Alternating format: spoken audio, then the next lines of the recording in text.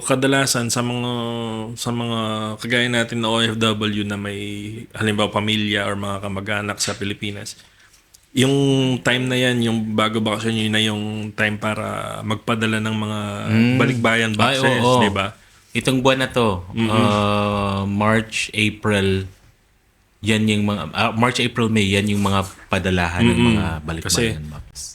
usually, 'di ba, mga nasa isa hanggang 2 buwan 'yan umaabot. So, 'yan. So, ipapadala nila 'yan ng mga March para by the time na bago yung pasukan matanggap na ng mga pamilya nila sa Pilipinas. Depende yun. Kapag taga Mindanao ka, so kasi dun 60 to 70 days 2 months before. na 2 months before June or 3 months before June yun pinapadala na yung mga balikbayan box para dumating.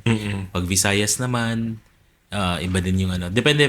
Pero yung March, April, May, yun talaga yung padalahan. Tsaka siguro in our case dito sa bahay, 2 beses sa isang taon. So yun nga yung bago pasukan para Tsaka Pasko. gamit ng mga bata sa eskwelahan, ganyan. Tapos yung before Christmas nga. So yun naman pinapadala mo dahil Christmas mas maraming nagpapadala. Mas mahaba yung time na iaalat mo dapat. So usually mga September, October, ganyan, para umabot ng Pasko.